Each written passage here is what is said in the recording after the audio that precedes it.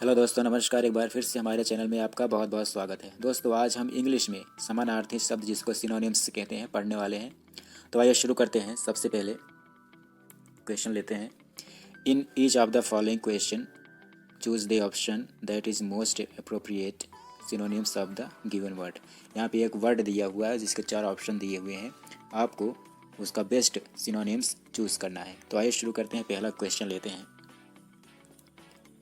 हमारा जो पहला वर्ड है फेटिश। फेटिश का हमको सिनोनिम्स ढूंढना है। ऑप्शन है ग्रेडियंट, मानिया, साइकोसिस या फिर नन ऑफ दीज। क्या हो सकता है इसमें?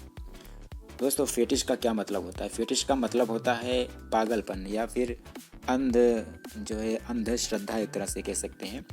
और जो ग्रेडियंट होता है, ग्रेडियंट का मतलब होता है ढाल या ढलान, तो ग्रेडियंट तो बिल्कुल नहीं होगा। अब दूसरा आता है मानिया।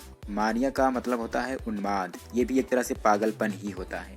तो ये फेटिश से थोड़ा सा नज़दीक है क्योंकि वो भी अंधश्रद्धा है, तो मानिया सही हो सकता है। अब आपको साइकोसिस का क्या मतलब होता है? ये होता है एक मनोविकार होता है। ठीक है, तो इसका जो सही उत्तर हो जाएगा हमारा मानिया।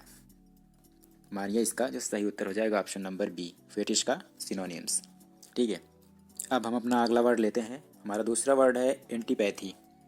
एंटीपैथी का सिनोनिम्स हमें ढूंढना है। ऑप्शन दिए हुए हैं सॉर्डिड, गुडविल, एवर्जन, मेलवोलेंस। तो क्या हो जाएगा इसका सही? सबसे पहले इसका अर्थ जानते हैं। एंटीपैथी का क्या अर्थ होता है? एंटीपैथी का अर्थ होता है विरोधा भाव, एक तरह से विरोध करना या फिर विरोधा भाव या फिर इधर उधर करना। और सॉर्डिड, सॉर्डिड का मतलब होता है एक तरह से व्यंग। गुडविल का मतलब होता है अच्छी भावना, सद्भावना जिसको कह सकते हैं। एवर्जन का मतलब होता है टाल मटोल करना। और मेल वॉलेंस का मतलब होता है द्वेष भाव। तो एंटीपैथी का अर्थ जो है एवर्जन से ज़्यादा कुछ मिलता है। एंटीपैथी भी होता है विरोध करना या टाल मटोल करना, और एवर्जन भी टाल मटोल करना होता है। तो इसका जो सही उत्तर हो जाएगा ऑप्शन नंबर सी सही हो जाएगा। अब अगला प्रश्न लेते हैं। हमारा तीसरा जो वर्ड है वो है परसुएसिव। परसुएसिव का सिनोनिम्स में ढूंढना है। तो इसका जो ऑप्शन है पुश, होल्ड ऑन, कन्विंसिंग और पुटिंग फोर्थ। तो इसके जो अर्थ हैं, अर्थ जानते हैं। अर्थ होगा परसुएसिव का मतलब होता है यकीन दिलाना, एक तरह से यकीनीकरण।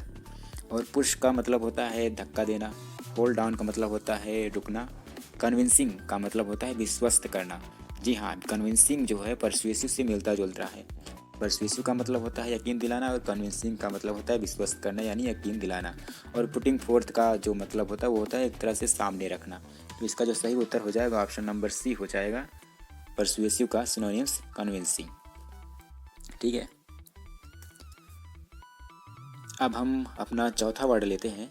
चौथा वर्ड है हमारा ग्लिच, जिसके ऑप्शन है माल फंक्शन, नर्वसनेस, एरर और डिसरप्टिव। तो इसके क्या अर्थ होंगे? ग्लिच का मतलब होता है एक तरह से गड़बड़ी यानी गड़बड़ करना। और माल फंक्शन का मतलब होता है, ये भी एक तरह से खराबी को ही दर्शाता है, माल फंक्शन। और नर्वसनेस का मतलब होता है घबराहट। एरर का मतलब होता है त्रुटि।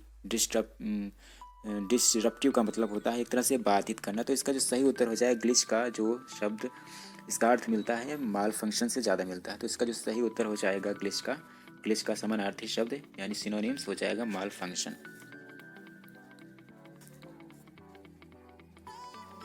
अब हम अपना पांचवा वर्ड लेते हैं। पांचवा वर्ड है हमारा लैंगुरस।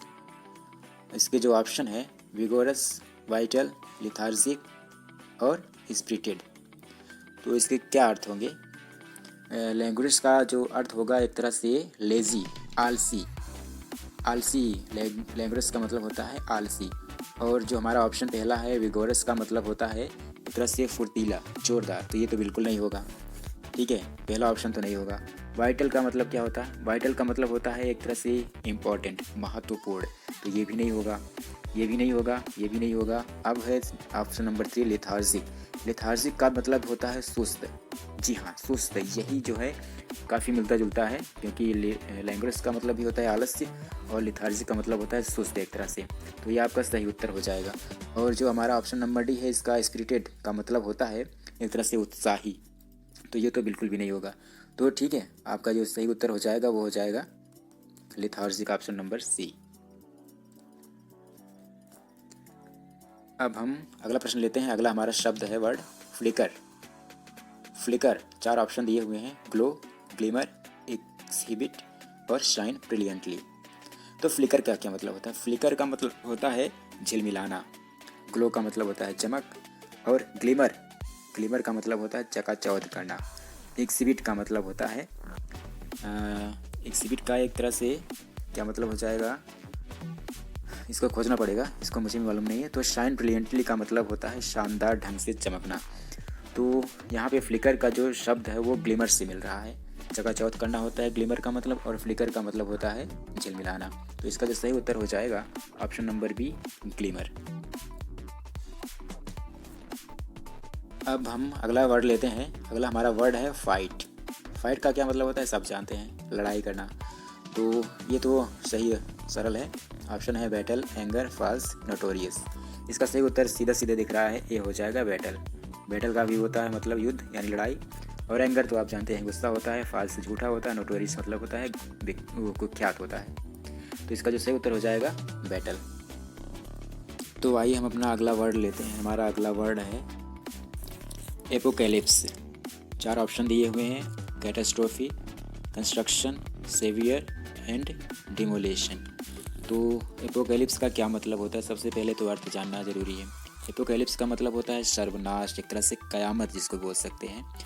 और कैटास्ट्रोफी का मतलब भी होता है तबाही, ये तबाही से संबंधित है। लगभग दोनों सिमिलर हैं, मिल रहे हैं, तो हो सकता है शायद यही ऑप्शन हो, ये नंबर सही हो।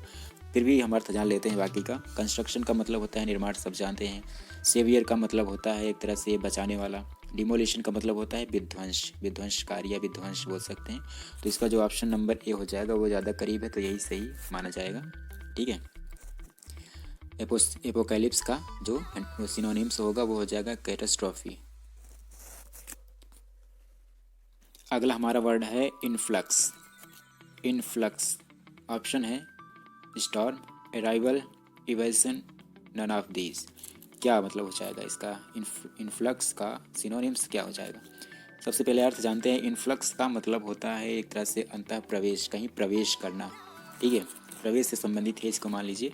स्टॉर्म का मतलब तो तूफान होता है, ये तो बिल्कुल नहीं होगा। अराइवल का मतलब होता है आगमन, जी हाँ ये हो सकता है। ठीक है, ऑप्शन नंबर बी आपका सही हो सकता है। पहले तीसरा ऑप्शन देख लेते हैं, इवेशन। इवेशन का मतलब होता है आक्रमण, तो ये तो बिल्कुल भी नहीं होगा। तो इसका तो सही उत्तर हो जाएगा ऑप्शन नंबर बी आपका सही है। अब हम लेते हैं अपना आखिरी प्रश्न, क्योंकि हमने 10 ही वर्ड चूज़ किए थे। अगले वीडियो में हम और भी वर्ड डालेंगे। हमारा 10वां और लास्ट जो वर्ड है प्रैग्मेटिक। प्रैग्मेटिक ऑप्शन है इसके सिनोनिम्स के, आइडियलिस्टिक, ऑप्टिमिस्टिक, रोमांटिक, रियलिस्टिक। तो इसका क्या उत्तर हो जाएगा? सबसे पहले प्रैग्मेटिक का मतलब जानते हैं। प्रैग्मेटिक का मतलब होता है एक तरह से व्यवहार में जो लागू होता है, एक तरह से व्यवहारिक बोल सकते हैं। आइडियलिस्टिक का मतलब होता है आदर्शवादी। ऑप्टिमिस्टिक का मतलब होता है आशावादी। रोमांटिक का मतलब होता है एक तरह से प्रकृतिवादी या फिर प्रेम प्रसंग युक्त, जो भी कह लीजिए। और रियलिस्टिक का मतलब होता है वास्तविक।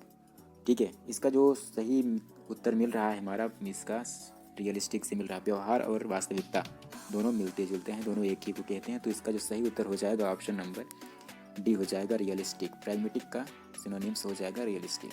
ठीक है, तो दोस्तों इस वीडियो में फ़िलहाल इतना ही। हमारा वीडियो आपको कैसा लगा हमें कमेंट करके ज़रूर बताइएगा। और हाँ, अगर आपको ये वीडियो पसंद आया हो तो लाइक कीजिए और इसको शेयर ज़रूर कीजिएगा।